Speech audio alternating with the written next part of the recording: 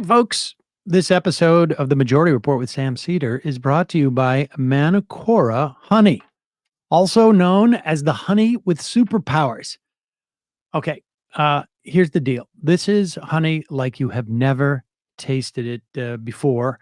It has become a go-to for me all sorts of times when I need a little, afternoon snack. I don't want too much. I just need a little something sweet, but it's not just sweet. Manuka honey is not like, the honey that you get in like the little plastic bear bottle at the market. Manuka honey is single origin. It is rich. It is creamy. It's almost got like the consistency of nougat. It is the most delicious honey you've ever tasted. It's wild. It is also supercharged with unique antioxidants and prebiotics. It has 3 times more than your average honey. Manuka honey supports immunity. It aids digestion. It boosts your energy. It helps balance inflammation. It is a game changer. All you need is 1 or 2 or 3. I don't know. I mean, good luck keeping only 3, but teaspoons a day. On top of it, Manuka honey has a natural antibacterial compound called MGO, which is found only in Manuka honey. So if you're looking for something simple and delicious to add to your wellness routine, we found your new healthy habit. You can eat it straight from the bottle. You can put it in your tea, put it on your toast in the morning.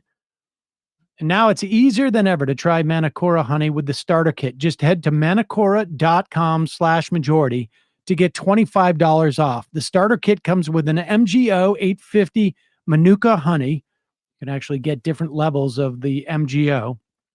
5 honey travel sticks, which are awesome. They're little paper things. They're compostable. Great to put into your kids' lunch for camp or for school. A wooden spoon plus a guidebook. I love the jar and the squeeze bottle, but that extra pack of compostable honey sticks is perfect for whenever you're on the go. You can bring them with you when you're traveling. You need a quick snack running errands. They're the perfect energy boost if you're out for a run or at the gym. Like I say, great in your kids' lunchbox. That's MANUKORA. manukora.com/majority. Get $25 off your starter kit, the ultimate honey. Indulge and try some honey with superpowers from Manuka.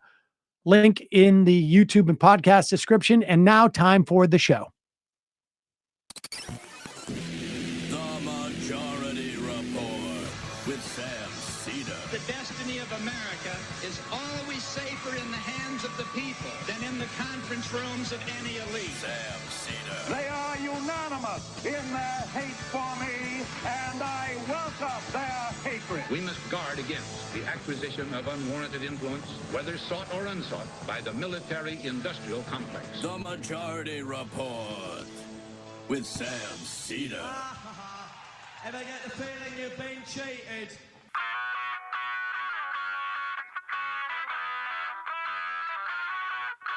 It is Wednesday, August 7th, 2024. My name is Sam Seder. This is the 5-time award-winning Majority Report.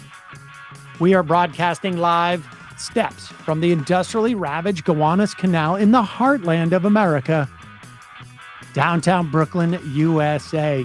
On the program today, David Dayen, executive editor at the American Prospect. On Tim Walz, on Google, and on Harris and her perspective of corporate power. Also on the program today, Tim Walz makes a thunderous debut as Republicans really surprisingly say Harris should have picked someone else. Meanwhile, Harris takes a small national lead over Trump. And vice presidential nominee J.D. Vance follows suit by having very small rallies. Cori Bush, now the second member of the squad, taken out by Republican AIPAC money. She loses her primary by near 11 points. Hamas names military commander Sinwar its new leader in the wake of Israel assassinating Hamas's former political leader. This, as the region scrambles to avoid war. A brutal video showing Israeli military rape Palestinian prisoners that spurred those Israeli civilians to riot in protection of those soldiers. Elon Musk to sue advertisers for not advertising on Twitter X. Teachers union sues major federal loan servicer, and the Project 2025 architect is going to delay his book release because J.D. Vance wrote the foreword to it. All this and more in today's Majority Report. Welcome, ladies and gentlemen. Thanks so much for joining us. I'm being told by the IMs that the Manuka honey link is broken on YouTube. Bradley, if you I'll fix that. Emma out today. She'll be back tomorrow. As much as like it's killing her to have this news break about Tim Walz yesterday. We got a lot to talk about, and I know David Dayen has a lot to talk about in terms of this really massive Google case where it was found to be a monopoly. And it also sort of dovetails into one of the bigger question marks about Kamala Harris, which is, will she maintain the disposition of the Biden administration's assault on corporate power? Or will she slide back into a more neoliberal stance? We will see. And how much does Tim Walz's pick give us any indication? We'll get into that in a moment. But it is fascinating, I mean, to see the range of Republicans and former Republicans and people trying to appeal to Republicans, how upset they are about the Kamala Harris's pick. They all had their own favorite, who I'm sure they would have voted for in that instance. But here is the pick that Kamala Harris did pick. And I got a bunch of texts in the wake of this speech where people were getting a little, dewy-eyed. And, I think exuberance is warranted sometimes. And I actually found this speech pretty impressive too. I mean, this combination of Harris not sliding into the tendency that we've seen from Democratic politicians in the past in purposefully or, agitating the more progressive part of the Democratic coalition or ignoring them. And a great historian, Greg Grandin, who we've had on this program, tweeted out, Bill Clinton would have picked Shapiro just to establish dominance over the base organizations as he did with NAFTA. There'll be many betrayals to come, but for now, let's bask in the Walz farmer labor smile. Yeah, I mean, I think that's exactly right. And certainly I think, Obama had a tendency to do the same. And, remember, Rahm Emanuel was the guy who said, F the professional left. And they specifically tried to disempower progressive groups when they got the nomination.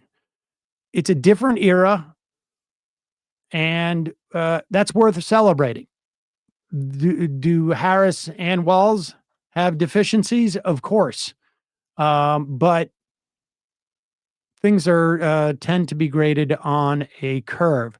But this was an impressive speech. And the other part that I found also really impressive, Tim Walz is not a laugh riot, but he is funny, and he is not afraid to make a joke. And there were shades of a guy who realized, like, Barack Obama at one point during his campaign said that he had respect for Ronald Reagan or something to that effect. And it was sort of unclear what it was that he was referencing. And some said, this notion of like positivity. And there is a quality to the Harris campaign. We won't go back. That attempts to sort of say like, we can move into the future. And Walz, even more explicitly, has that sort of happy warrior quality about him. Play this clip. So it wasn't by chance that when we welcomed our daughter into the world, we named her Hope.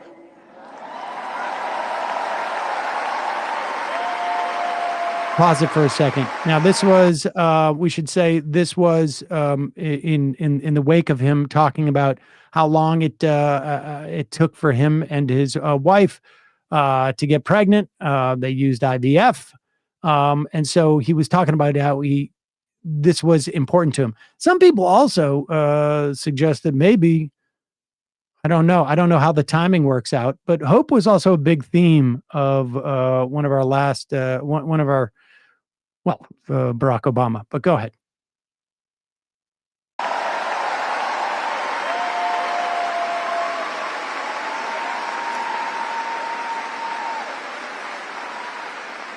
When Vice President and I talk about freedom, we mean the freedom to make your own healthcare decisions. And for our children to be free to go to school without worrying they'll be shot dead in their classrooms.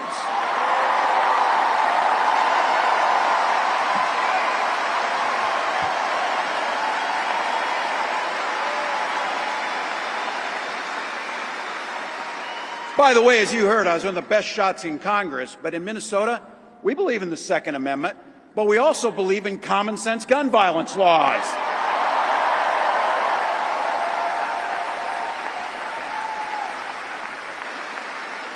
Vice President Harris' idea of freedom is a ticket for education to be that ticket to the middle class, not crippling debt.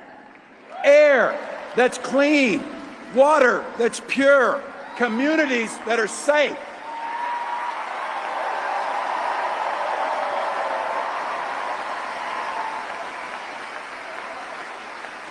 A place where we settle our political differences not through violence, but with our votes.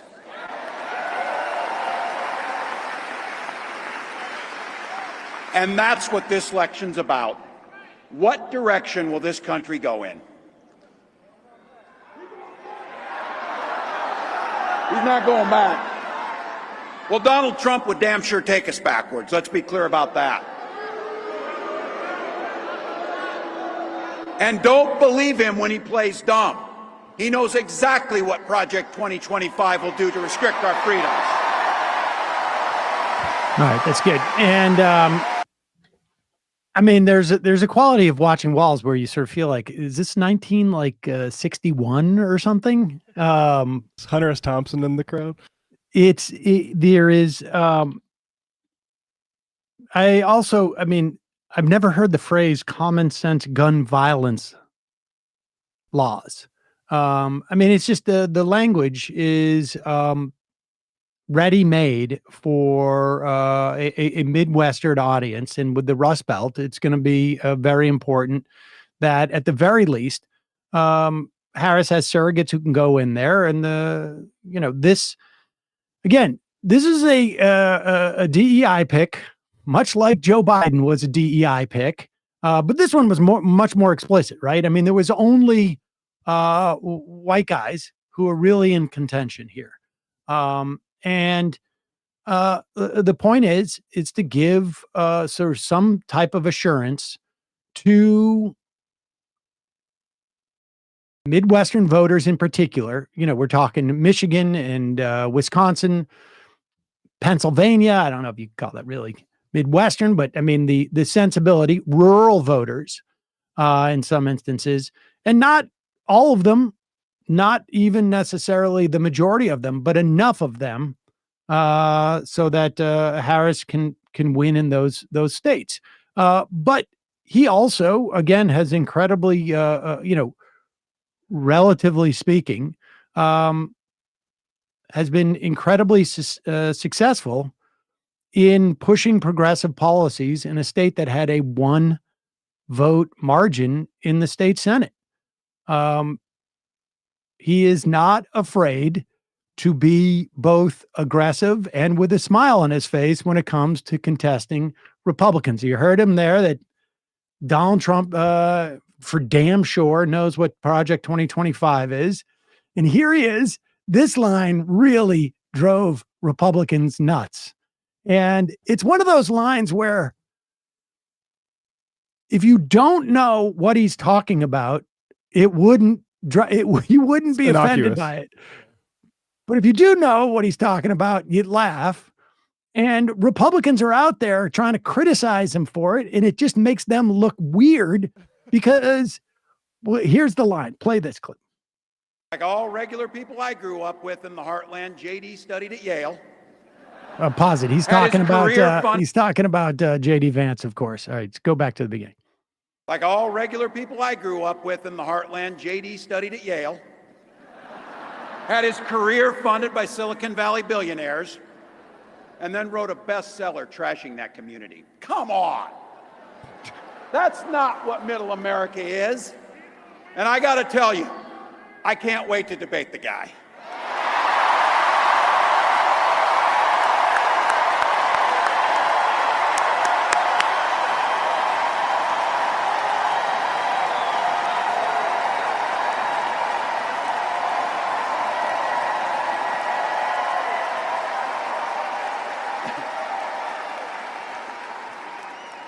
That is if he's willing to get off the couch and show up. So, like all. Now, if you don't know what that's about, the sort of internet meme that JD Vance had carnal relationship with a couch, you would just be like, oh, JD Vance is lazy or whatever it is. Basically, somebody made up that he put that in his hillbillyology because nobody read it, and it sort of became a game of telephone beyond there. But it's sort of in the style of the make the SOB deny it, LBJ. Exactly. And so you have a lot of Republicans out there going, oh, he's supposed to be Mr. Nice Guy Midwest, but there he is saying things about JD Vance's couch. Saying we hump cushions over here. All right. In a moment, we're going to be talking to David Dayen about Walz, about this big Google monopoly case, and the question of antitrust in a Harris-Walz administration. First, a word from our sponsor. For about a year now, I have been, about a year ago, I started noticing, maybe it was a little more than that. Started noticing I was getting like a little bit of like thinning on the right side of my head. I don't know why that was, why it wouldn't be on the left side and whatnot. And, I'm getting up there, and Nutrafol was looking to sponsor us a couple of years ago. I asked Michael if he wanted to try it. He was like, no, even though Michael was a little thinning. And, but I ended up taking it, and it's been great. It is Nutrafol is the #1 dermatologist recommended hair growth supplement brand, has over 1 million people seeing thicker, stronger, faster growing hair with less shedding. Nutrafol's hair growth supplements are physician formulated using 100% drug-free ingredients. That's why I figured, why not do it? Their patented technology provides consistent, reliable results without compromising your sex life. And here's the thing about Nutrafol. Many times, supplements look at ingredients that they have in there and look at the studies of their efficacy. Nutrafol clinically tests the formulations, the actual end product that they have to ensure their efficacy. And in a clinical study, 84% of men showed improvement in their hair after 6 months taking Nutrafol's men's hair growth supplements. You can take their hair wellness quiz right now on Nutrafol.com/men for a personalized hair health plan based on your specific, no pun intended, root causes. With Nutrafol, building a hair growth routine is simple. You purchase it online. You don't need a prescription. You don't need to go visit the doctor. Free shipping, automated deliveries ensure you'll never miss a day. You will see results 3 to 6 months. Take the first steps towards achieving your hair growth goals. For a limited time, Nutrafol offering our listeners $10 off your first month subscription and free shipping. When you go to Nutrafol.com/men, enter the promo code TMR. That's for The Majority Report, TMR. Find out why over 4,500 healthcare professionals and stylists recommend Nutrafol for healthier hair. Nutrafol.com/men, spelled Nutrafol.com/men, promo code TMR. That's Nutrafol.com, promo code TMR. Quick break. We'll be right back with David Dayen.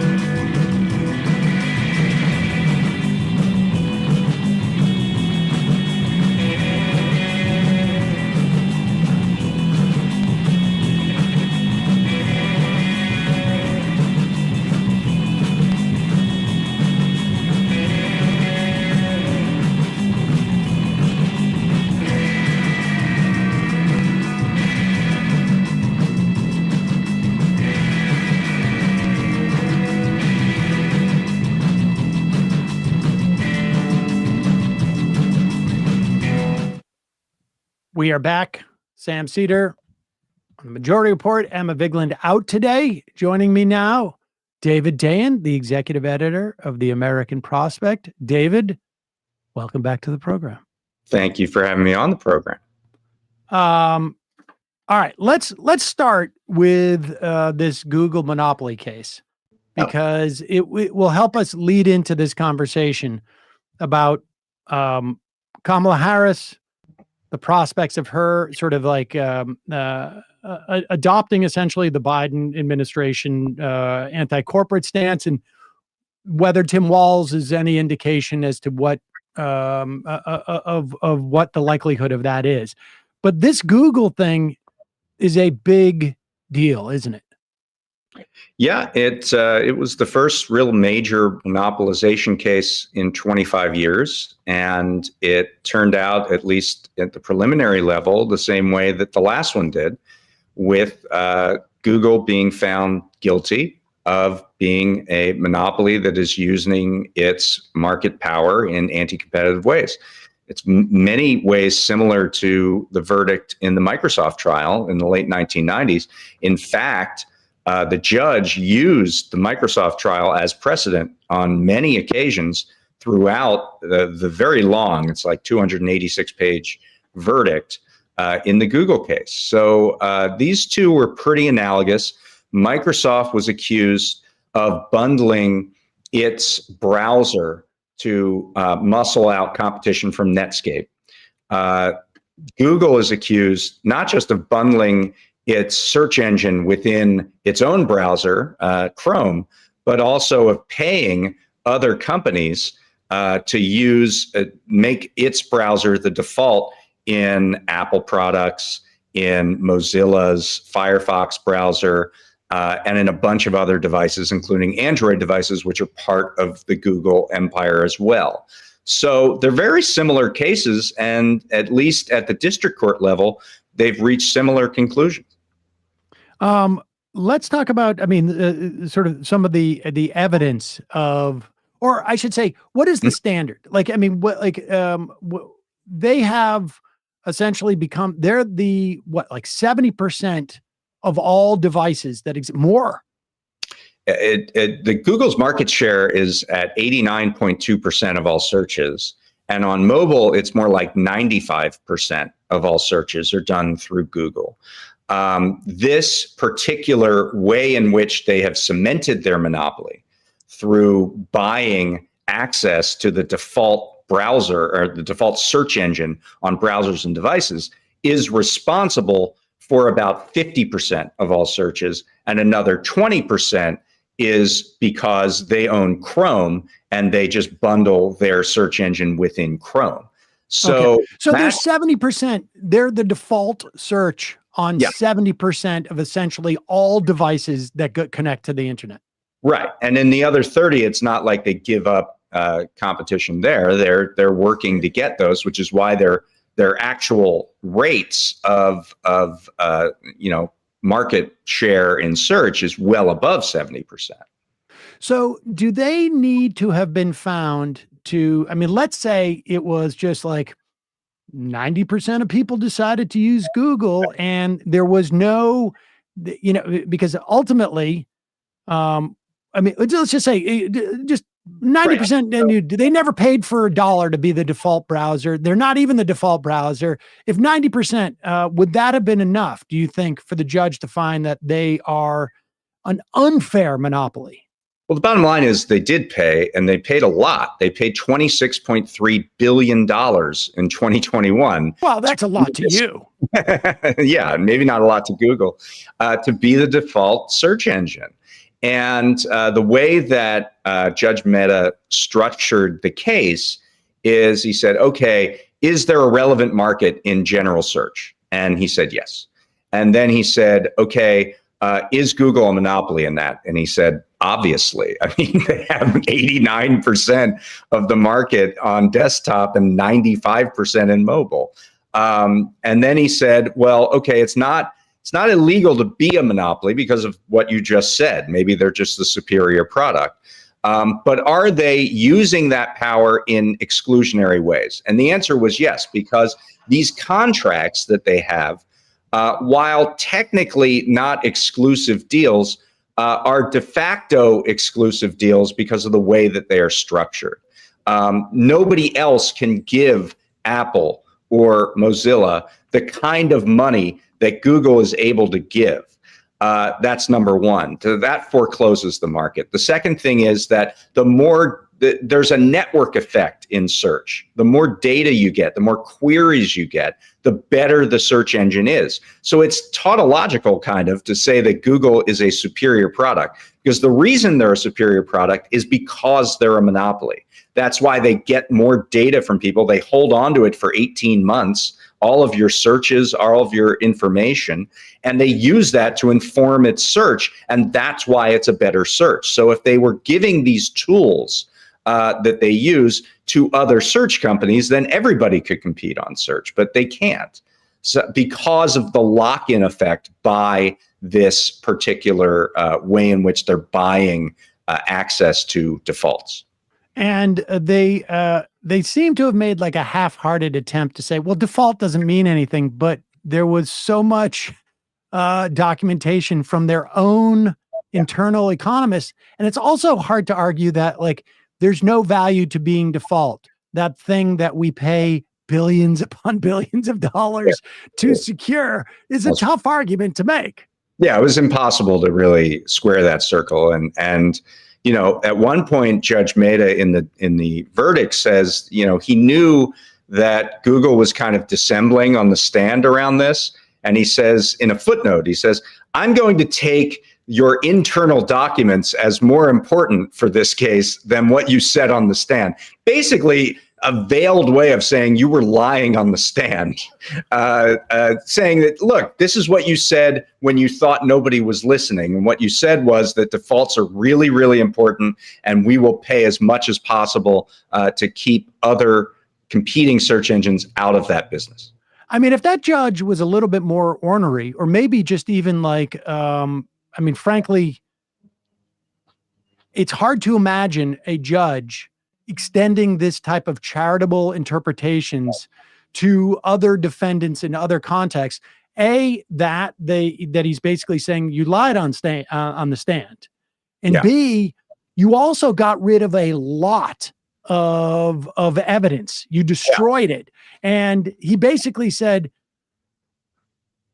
you still found guilty, so I'm not going to hold the hiding of evidence against you, which is, that's a pretty charitable thing to do, it seems to me. He chose not to sanction them because it didn't matter, because he found them guilty anyway. That's right. And yeah, I think it was pretty charitable to say, this massive years, maybe decades long burying of evidence so that you wouldn't get in trouble was no harm, no foul, because I was able to figure it out anyway.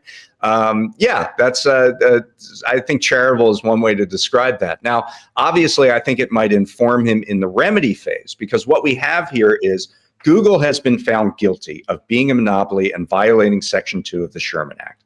What that does not say is what the judge is going to do about it. That's a second trial. So this was just the liability phase, and now we're into the remedy phase. And in the remedy phase, Judge Mehta can do a bunch of different things.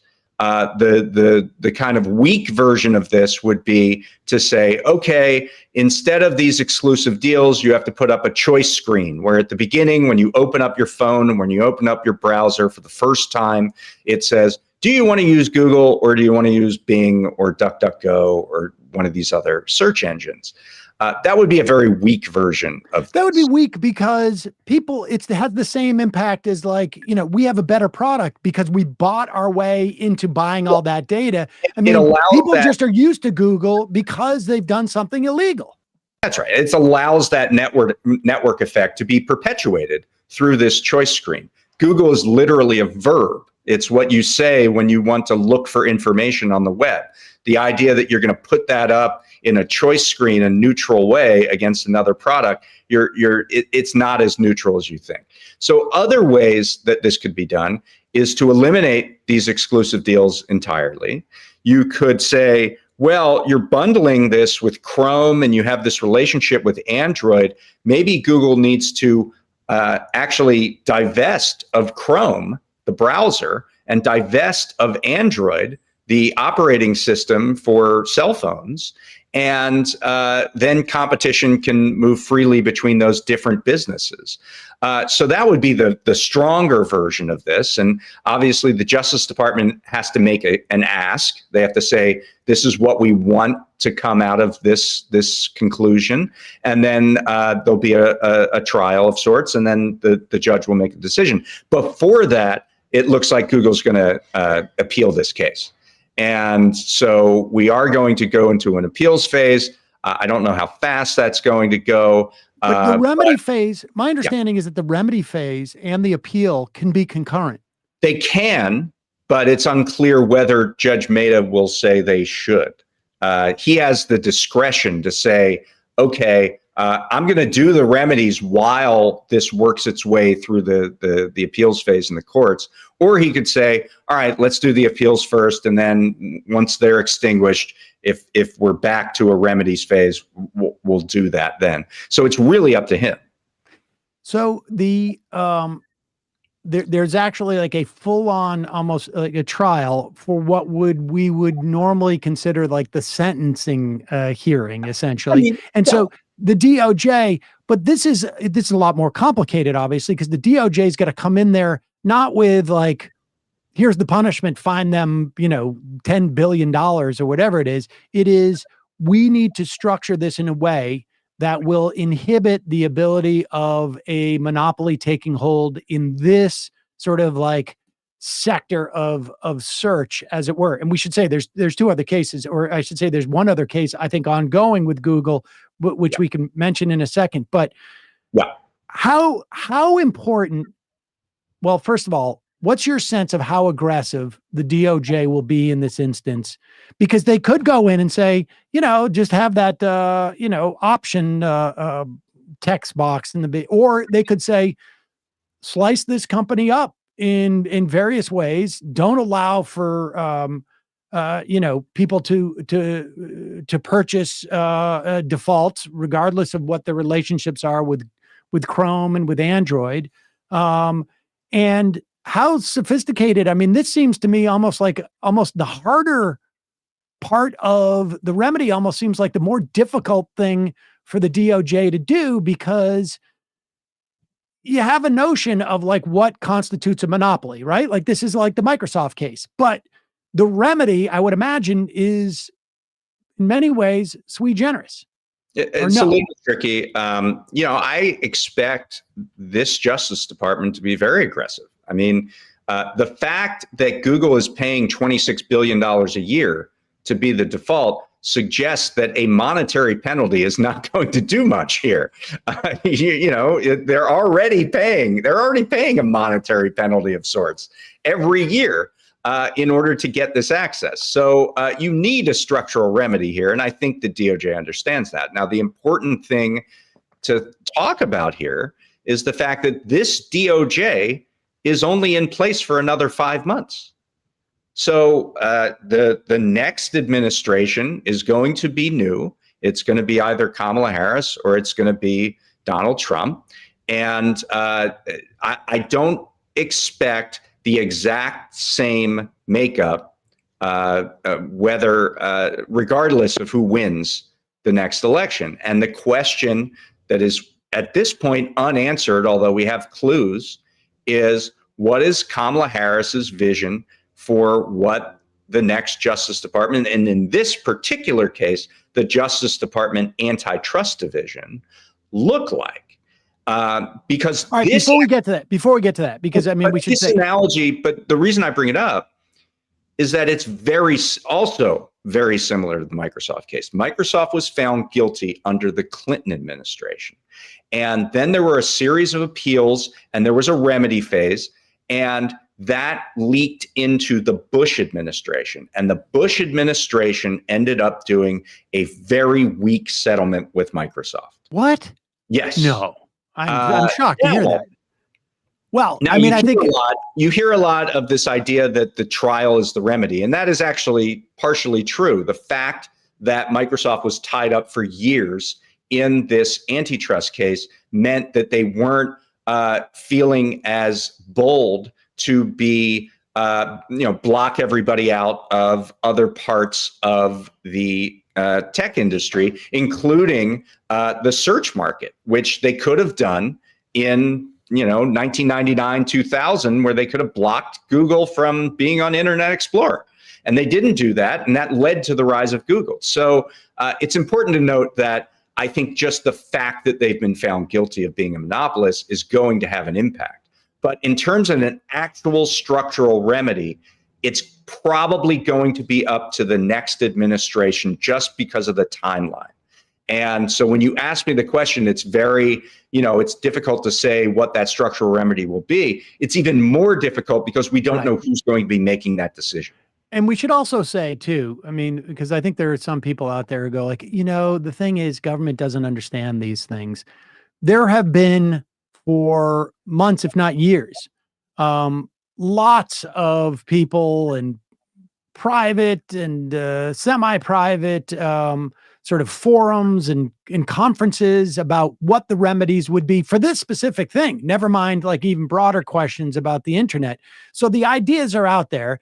It's just a question of like, what, how they've been, and certainly you don't engage in this case if you're the DOJ and you're these people without having access to the people who might have ideas in which you begin to implement. I mean, absolutely. I mean, there was, you mentioned entire conferences. There's a thing called Remedy Fest. That was an actual conference put on by Y Combinator, which is a kind of an incubator for startup tech firms, to look at what should the remedy be if Google is found guilty. And there was like a 2-day conference. Lena Khan was there. JD Vance was there at that conference. That's where he said, there's this quote where he said, Lena Khan is one of the few people doing a good job in the Biden administration. That was at Remedy Fest. That was at that conference. Jonathan Cantor was there. So there's absolutely strong indications from the people who would be affected by this. And they are startup entrepreneurs. We're all going to be affected by it, obviously, in terms of how we search. But these individuals have some ideas, and I think the DOJ has a bunch of ideas around this as well. Okay, so let's, we've set the sort of the table. The remedy is going to be a function of how aggressive the DOJ is and what the judge thinks of that, and then of course whether the DOJ that is going to be aggressive is actually the DOJ 7 months from now. Right. And you know, presumably, you know, if Donald Trump is the president, I would imagine there's a lot of people in the DOJ who start to like get some boxes and say, okay, you know, time for me to move on type of situation. But the real question is Harris. I've got in front of me two pieces that have been written in the past couple of days, one by Zephyr Teachout and one by Matt Stoller, who just wrote it in the New York Times today. Yeah. Both, you know, sort of make the same. I don't want to say they make a case as much as they say there's a question and we don't know. And that is, where will Harris fall on this spectrum? And I think, you know, we should say as a predicate, and I think you would agree with this, the Biden administration, between the FTC, the DOJ, and the Consumer Financial Protection Bureau has been the most aggressive, anti-corporate, anti-neoliberal, at least in the perspective of this, certainly, and probably also in terms of trade and other things, administration of our short lives, you and I. Yeah, I mean, you know, presidencies aren't all one thing or all the other. I mean, you could talk about the rest of the Justice Department and show the sweetheart deals with Boeing and the fact that corporate crime prosecutions, criminal prosecutions are way down, even below Trump's level. You can not to mention Trump and China. I mean, there's a lot of different things where they seem to have dropped the ball. You can talk about these things in a context, but the faction that you're talking about, which seems to produce most of the things on the campaign trail as part of a record that Kamala Harris is touting, is committed to a very aggressive form of antitrust enforcement, following the laws as they were written, and pursuing these cases in a very deliberate way. And so that absolutely is true. We can stipulate that. All right. So with that said, and she's touting these things. She just picked a running mate who, went after insulin prices in Minnesota, went after junk fees in Minnesota. And non-competes, went after hospital mergers. I don't want to say it's if Lena Khan was a governor, this is what she would do, but there's a lot of overlap there. And, but at the same time, I guess the things that are sort of raising the alarm bells is that Harris, when she was Attorney General, did not seem to have an interest in pursuing this. It was a different era. I mean, I don't know that there were a lot of attorney generals who were doing that, although there were some. And she also, one of her top advisors was an Obama administration official, also happens to be her brother-in-law, who was a lawyer for Uber. And Uber obviously is almost like the avatar for the gig economy, which both, in this instance was both sort of like, there were some like anti-competitive questions and labor questions around that. Yeah, I mean, it almost goes further than that, because Uber right now is part of a coalition that's suing Biden's Labor Department over their independent contractor classification.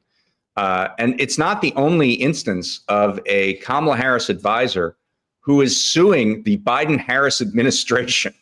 The woman who was helping Harris with debate prep while she expected to have a vice presidential debate with J.D. Vance, a woman named Karen Dunn. Karen Dunn is literally the lead attorney on behalf of Google in their other antitrust trial in the ad tech case. So when you see this and you have this sort of gallery of folks who are aligned against the Biden-Harris agenda and they're advising Harris, you get concerned, especially because we didn't have a primary, because Kamala Harris's entire career in the federal government was during the Donald Trump administration when she was in the minority in the Senate, because as Attorney General, she shied away from taking on fights on her own. The only big fights that she took were through multi-state litigation. For all of these reasons, we know less about this candidate than we have of any candidate probably in the last 80 years. In terms of what she believes, where she wants to take the country. And on these particular issues around corporate power, around antitrust enforcement, we know even less. When you think about like the perspective of Google or the perspective of Uber, and their lead counsels say, "Hey, I'm going to advise, the Kamala Harris, the Kamala Harris, who's part of this administration that's sort of making our lives miserable." And the company said, "Well, don't worry, we'll still have your job when you come back." Like, that's the part that makes me, it's like it's not hard for me to imagine that these people are like, "I know you've got your job to do, and I got my job to do, but if I'm one of these corporations, I'm being like, wait a second, well, look, I don't know if I can trust you because you're going and spending all this time with Harris. How do I know I can trust you?" We have a precedent for this. So Eric Holder was the Attorney General of the United States under Obama. He had come from a corporate law firm called Covington & Burling, where he worked for Chiquita and a whole bunch of other corporate interests. White shoe law firm whose clients included most of the big banks in the United States. And Eric Holder was engaging in negotiations with those big banks over mortgage settlements, over mortgage fraud, foreclosure fraud. It came out that almost exactly what you said. Covington & Burling was moving into a new office in DC, and they kept a corner office open for Eric Holder during the time he was negotiating with their clients. It's the biggest scandal that is not seen as a scandal. There's this whole myth of no scandals under Obama. This is a huge scandal.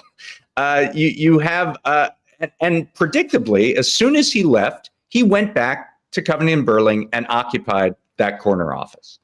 And so when he also famously basically developed the too big to jail after giving a bunch of sweetheart settlements to these same clients of Covington & Burling.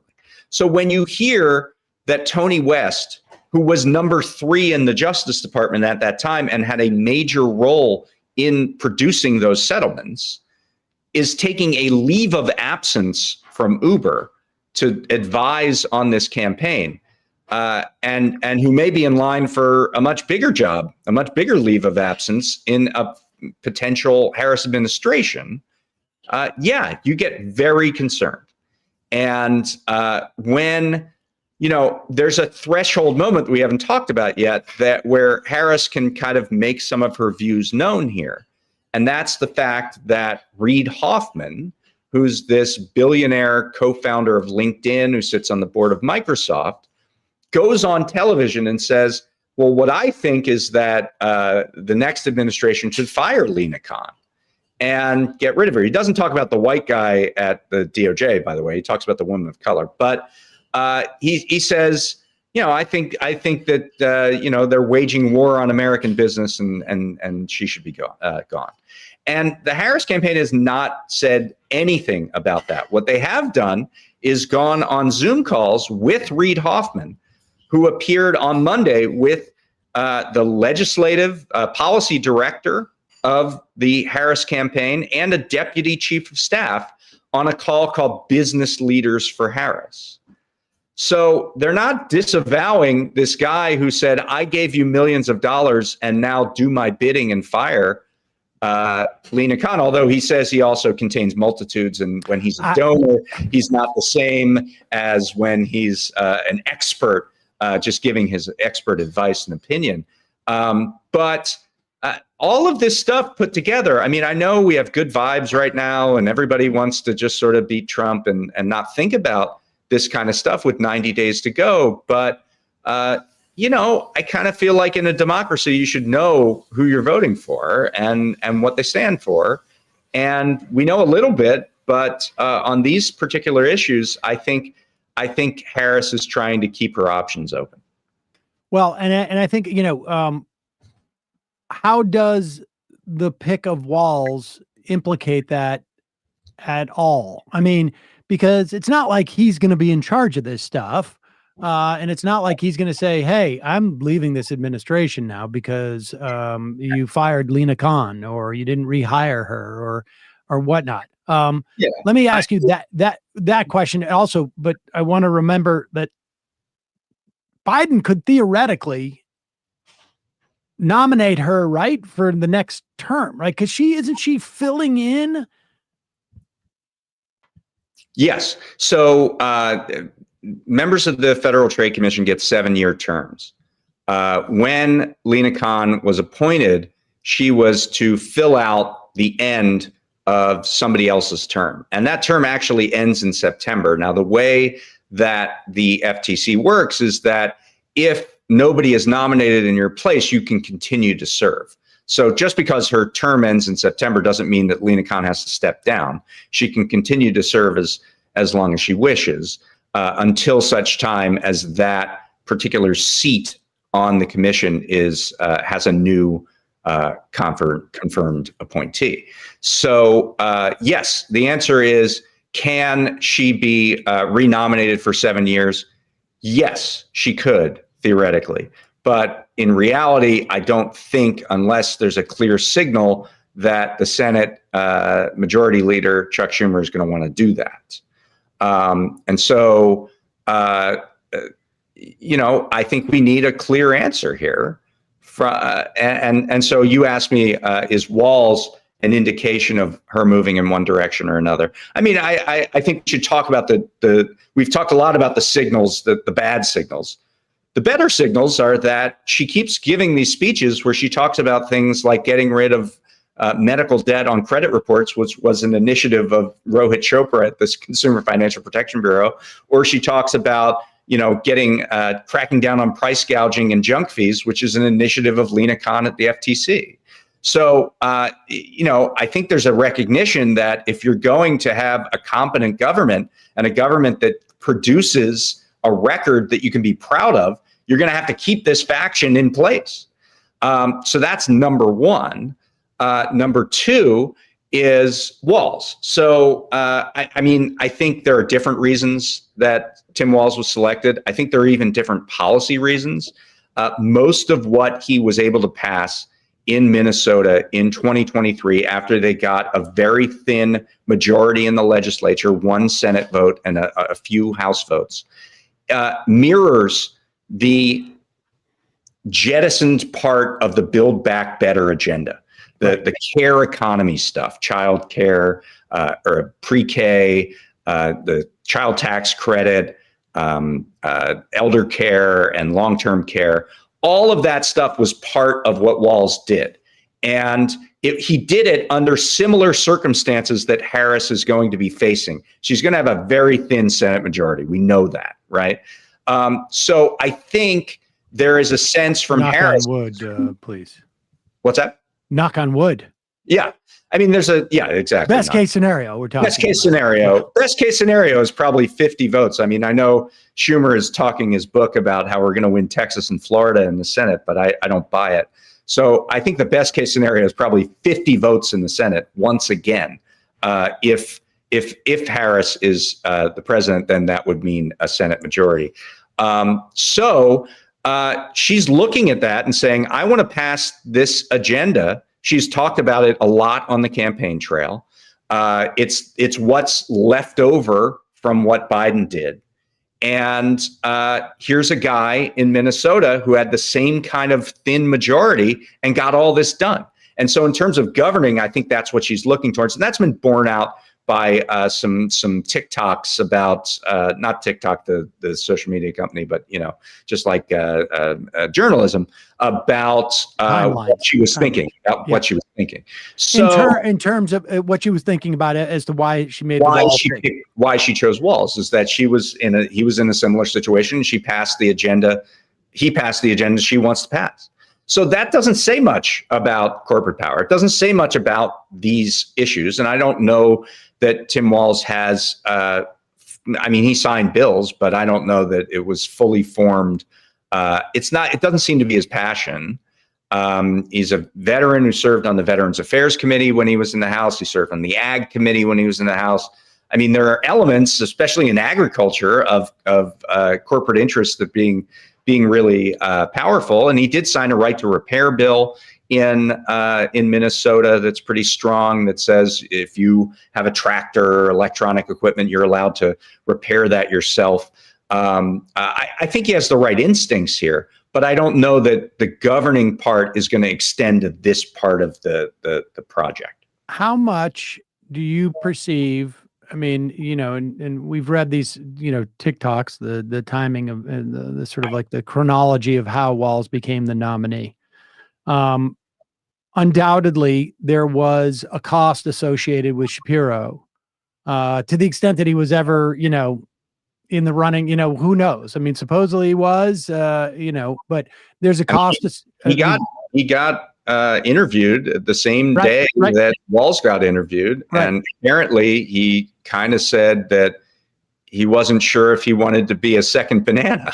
So I think that's what probably dropped him more. I once had a job interview at Super Salad in Cambridge, and I made the mistake of saying, like, I don't really want to work, but when I do work, I work well. And apparently that didn't impress the manager at the time. No, but apparently, according to one story, Shapiro called back after the interview and said, "Why did you say that?" Yeah, I'm really still not sure. No, he said, he called back and said, I'm just not sure if I want to be the vice president. I don't, and he was very specific, asking, well, what will I be in charge of? Wow. What will be my stuff? So, I mean, do we know how much of it was? You're kind of put off by that, right? All right. Well, I mean, and I would imagine also that at least part of the factor was this sense of like, there's a price to pay. That there's supposedly going to be some benefits with Shapiro, but there's also a political price to pay within the context of my own base. Is there a similar model on something like this? I mean, I remember when, people really got invested in net neutrality. Barack Obama had hired basically a guy that nobody thought was going to support net neutrality. He was like, I think a Verizon, executive, but 3 million comments later on the FCC site, and we get net neutrality. Is there, where's the model for what we can do? I mean, we're not just talking about this because, we want to, rain on people's parade. No. Here is the good news. And then I do have to go. But the good news is that since Reid Hoffman, for example, came out with that statement, you have seen a real movement among the, not just the progressive side of the Democratic Party, but pretty much all ideological factions of the Democratic Party, to say, we like Lena Khan, we like what she's doing, we think she should continue. It's not just Bernie Sanders. It's not just, people like Elizabeth Warren and the Progressive Caucus. It's labor unions who have come out, which are a big part of the Democratic Party in the base. Jackie Rosen, who is a centrist senator who is in a tough re-election, very conspicuously. What was happening is that everyone was suddenly posting their meetings with Lena Khan, like just for the last week, like, oh, by the way, I met with Lena Khan and we had a really good discussion. And Jackie Rosen did this. And it was a real signal that actually the frontliners that need to win elections think this is good politics. It's not just good policy. And so I think there is a message that's being delivered to Harris that If you try to sort of reinvent the Obama era here and give us this sort of hands-off, laissez-faire, pro-business kind of administration, that's out of step with where the Democratic Party mainstream is. And so I think the hope here, and I think there's going to be a lot of fights that are going to have to be waged, but the hope here is that over these last 4 years, the broad mass of the party has gotten the message that this is good policy, it's important for America, and it's good politics. And you know this as well as anybody, the more of a headache that an initiative on the administrative level can make, the more likely that administration is going to go, we'll get to that maybe later, but not now, because we got other things to deal with that are going to be a little bit more low-hanging fruit. David Dayen, executive editor of the American Prospect. Folks, go, after you've joined the Majority Report, go over there and support the American Prospect. Really, you guys have done just amazing work over the past 4 or 5 years that you've been at the helm. I really can't say enough. Thank you very much, and same to you, and good seeing you. Good have me on the show. For sure. All right, we'll see you soon. All right, folks. Well, you know what? Let's play this clip of Reid Hoffman. This is pretty amazing. David Dayen just referenced in a little bit. And there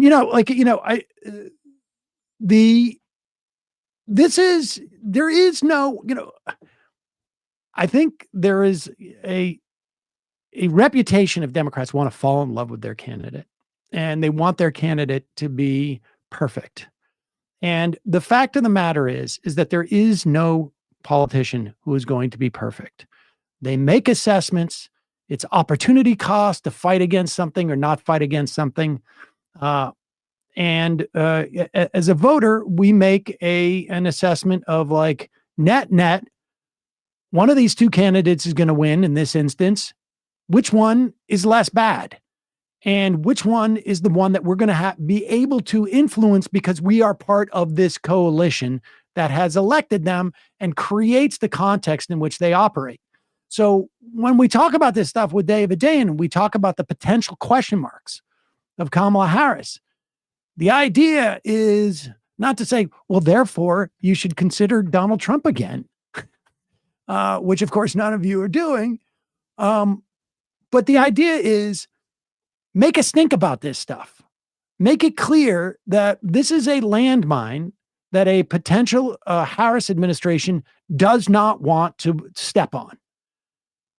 Make them just take a different path. And Reid Hoffman, the billionaire LinkedIn guy, who is a contributor to Harris's campaign, made that really easy to sort of basically flag to people who care about this stuff that this is where you should plant the landmine.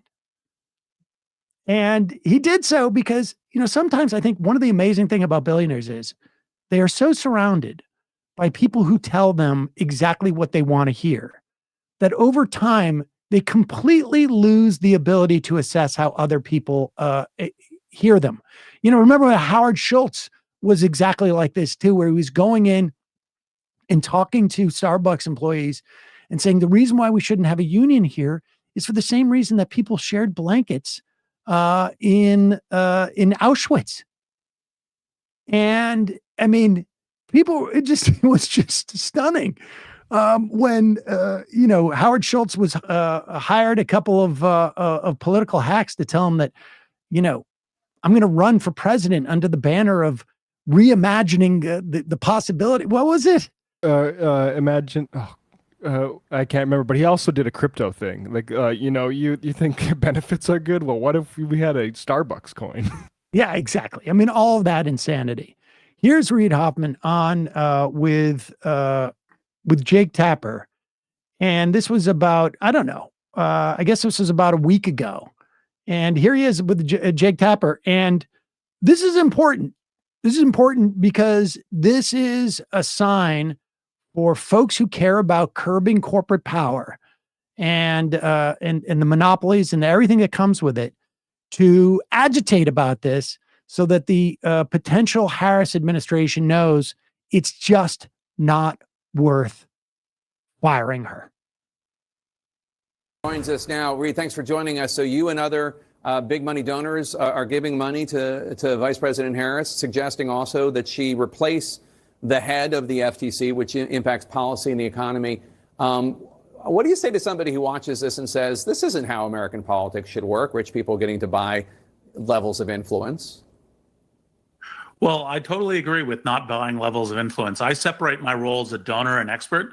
So if you ask me as a donor, I say I'm giving money to Kamala Harris because I think she's the best future president for the U.S., for business, for a bunch of other things. If you ask me as an expert about what, kind of Lena Khan is doing and whether I think she is helping or hurting America relative to— Pause it for 1 second. We'll go back a little bit here, but this is so hilarious. First off, let's put aside the sort of the question of, I have multitudes for a moment, but this is like, I don't know, saying to, this is like Al Capone saying like, look, I'm an expert on RICO laws.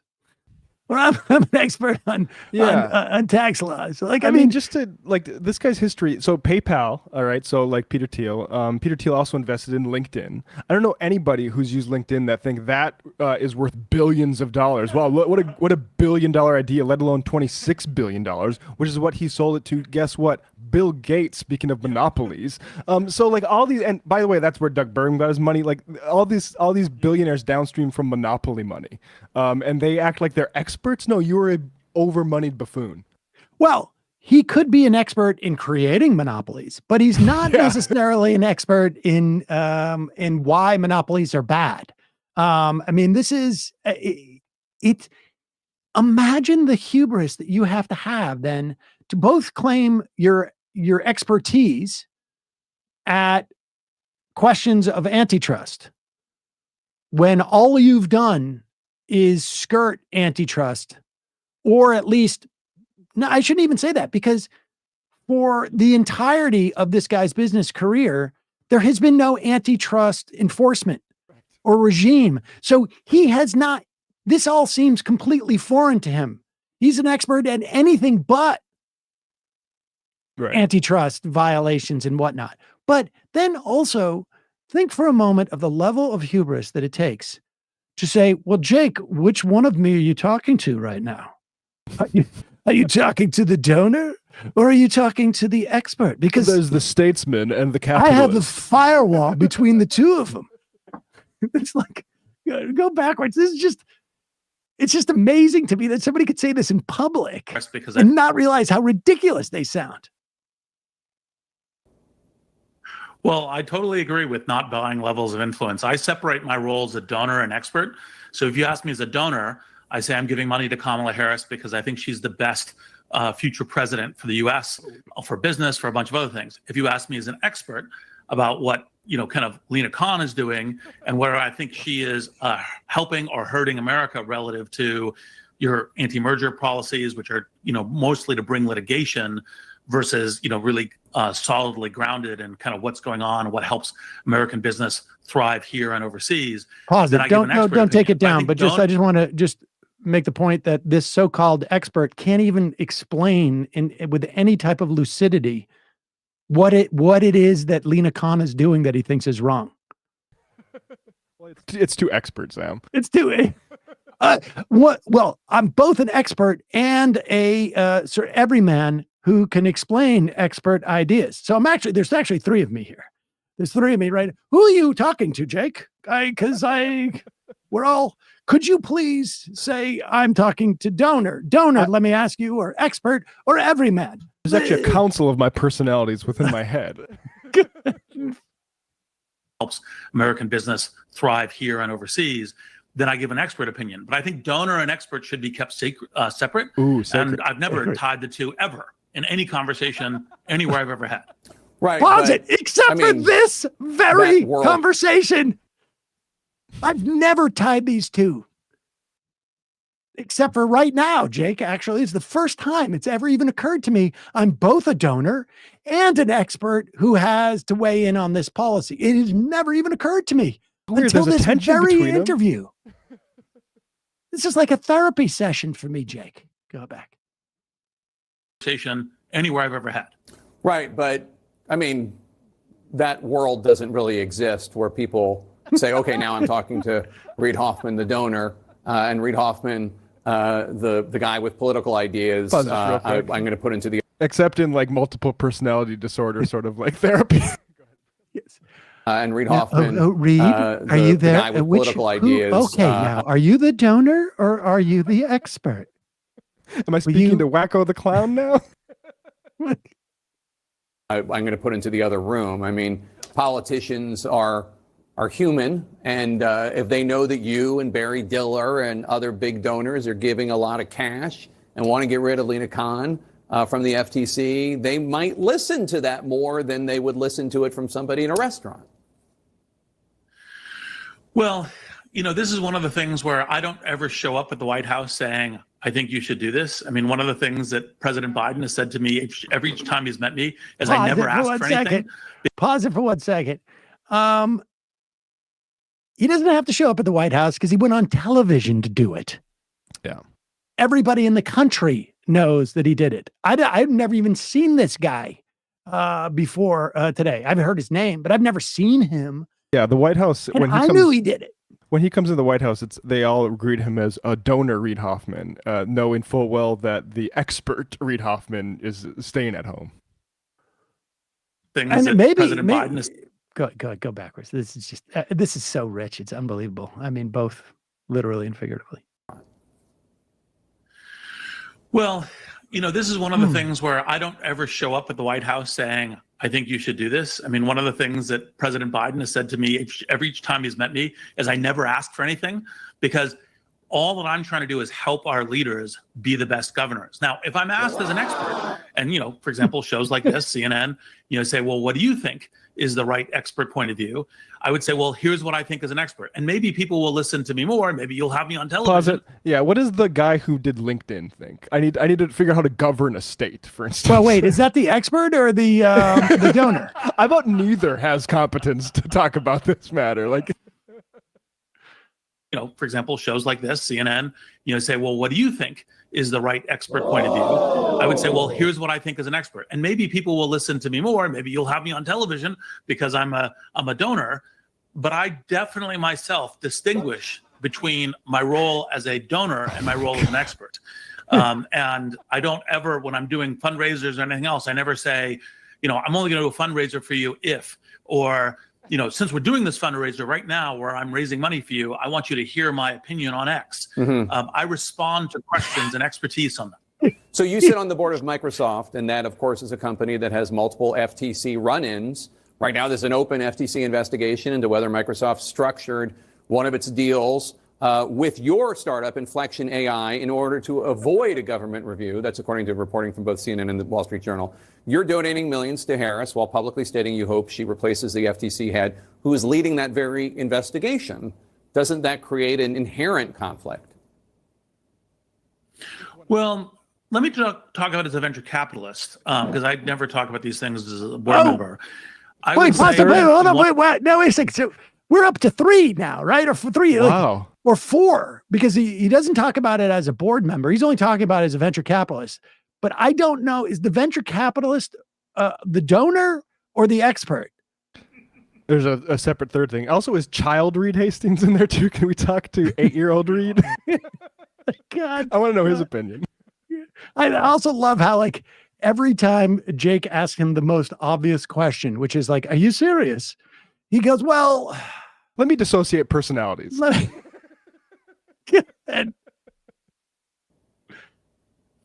Well, let me talk about it as a venture capitalist, because I never talk about these things as a board member. I would say that one of the things that is the theory behind what the FTC does is to say, let's create more competition for large tech companies. But if what you're doing is making acquisitions much more difficult out of the tech industry, because these are small nation companies like Inflection has no revenue, et cetera, it has a little bit now, but didn't before its commercial deal with Microsoft, then you're creating less incentive for investment, less incentive for creating potential competition because you're blocking M&A exits. And so, when I speak to these things, I speak more as a venture capitalist. I never speak as a Microsoft board member. Ooh. Now, even in the Inflection case, it is complicating in a set of things across venture investments, that if any time that you're prospectively going to be purchased by one of the large tech companies, it may take, years in review, may have, kind of arbitrarily being challenged or investigated, then that's gonna quell investment, and that's bad for creating new competitors. But there aren't there aren't like 100 Reid Hoffmans. It's not like one of you is a donor and one of you has opinions on Lina Khan and one of you is on the board of Microsoft and one of you is a venture capitalist. You're all the same guy. And I don't think that there's a politician alive that's able to compartmentalize the way you're suggesting they should. Well, but to be clear, for example, I've never had a conversation with Kamala Harris about this. Right? This is all like, I made a comment because it was like, what do you think about Kamala Harris for business? And I said, look, I think she's great, rule of law. It's one of the backgrounds. I think was one of the reasons she's better than Trump. But I do have some things where I, just as an expert, I would say that there would be things that could be improved in a Harris administration and this stuff. And that was as an example. But like, I don't Those are two different talk people. to her about that. Now, of course, we can have these conversations and you can say, hey, she's not making this distinguish, so let's have this long conversation on CNN about it. And so she might watch our segment, and that's the way she would hear about it, is you talking to me. Right. You and other donors went after... Yeah, that might happen. I mean, it's just extraordinary. And first off, let me just say, everything he was saying about that investment stuff, like I would say about 35% of it was just total garbage speak, where he's just reiterating, he's trying to explain, it's like me explaining how a hammer hits a nail, but being like, well, what you need is there's a certain amount of force. And of course, you have this instrument and you could use both sides of the instrument, but one side of the instrument is actually used for leveraging things. The other side of the instrument is supposed to be for bluntness. And when that bluntness hits and then of course you have the question of the size of the head of the nail, which can, depending on the diameter of that nail, that's when you hit he's just talking gobbledygook. The bottom line is he's saying that if you stand in the way of merger and acquisitions, people won't invest in this and it will diminish competition is just absurd. Yeah. There's no universe where all of these sort of like acquisitions, and they're not really mergers, really. I mean, they may be structured in certain ways, but at the end of the day, there's one less company. And so many times we see Google, for instance, go and buy up companies just so that they don't have to develop any type of competitive features that this company may offer. Yeah, and just to, that LinkedIn sale to Microsoft was proposed for $26 billion. Does anybody think it's good for the economy that a social networking site, which is basically like surveillance on the labor force, gets to be bought up by a giant monopoly in this country? And his stake was $2.3 billion. It's crazy. I mean, he's just talking about like, we just need to be able to financialize a lot of this stuff. So it'd be nice to like cut these guys down to size though. Like you're not an expert. What have you done besides like coast on this stuff? All these guys from Elon Musk, like Peter Thiel, they get credit as some sort of business genius. And all they've done is collect monopoly profits from basically, frankly, obvious ideas. Like let's be able to transfer money on the internet and let's do social networks about jobs. Like none of these are groundbreaking ideas. It's disgusting that these people have so much money to interfere in our political system. But I also do want to thank him because I think if Harris keeps Lina Khan, it is because Reid Hoffman basically rang the bell saying, hey, super billionaires are coming for the person who's done the most in the administration, arguably Cantor as well, and Consumer Financial Protection Bureau. There's a couple of people and agencies, but we're coming for them. And so we just wanted to give you a heads up. I mean, if he was smart, he wouldn't have done any of that. But, right. This is why people need to make us think about it. Folks, it's your support that makes this show possible. You can become a member at jointhemajority.report.com. When you do, you not only get the free show free of commercials, you get the fun half. Jointhemajority.report.com. You will help us survive and thrive and do this show on a daily basis. Also, justcoffee.coop. It is a co-op in Madison, Wisconsin. They roast their coffee. They're great with their suppliers. We're going to talk more about them in the coming week or two. But here it is. New label, 20th anniversary, Majority Report blend. You can get it ground. You can get it whole bean. Do yourself a favor. You could try the other ones too if you really need to. But Bradley, ESVN. Yeah, on ESVN, we are just because Emma is finally making her triumphant return to the Majority Report tomorrow after her sojourn.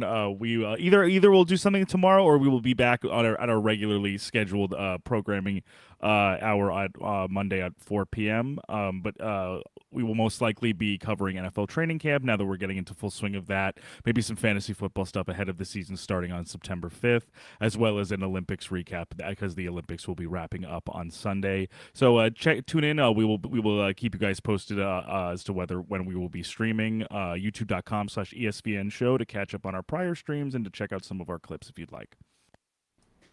And last night on Left Reckoning, Elias Cepeda, who's a fight coach in Chicago, talk about the Imani Khalif thing. He points out, like, actually a lot of her decisions aren't even decided by power. So it's interesting to hear from actual, like, people who know about fighting in these things talk about that gender hysteria. Also talked about Walz a little bit in the post game. Patreon.com/Left Reckoning, and Griscom talked about the sell-off that occurred over the weekend among stocks. So check that out, patreon.com/Left Reckoning. All right, folks. See you in the fun half. 3 months from now, 6 months from now, 9 months from now. And I don't think it's going to be the same as it looks like in 6 months from now. And I don't know if it's necessarily going to be better 6 months from now than it is 3 months from now. But I think around 18 months out, we're going to look back and go like, wow. What? What is that going on? It's nuts. Wait a second. Hold on for a second. The Majority Report. Emma, welcome to the program. Hey. Matt. What is up, everyone? Nomiki. You did it. Let's go, Brandon. Let's go, Brandon. Bradley, you want to say hello? Sorry to disappoint everyone. I'm just a random guy. It's all the boys today. Fundamentally false. No, I'm sorry. Women's. Stop talking for a second. Now let me finish. Where is this coming from, dude? But dude, you want to smoke this 7A? Yes. Hi, me? Is this? Yes. Is this me? Is it me? It is you. Is this me? Hello? Is this me? I think it is you. Who is you? No sound. Every single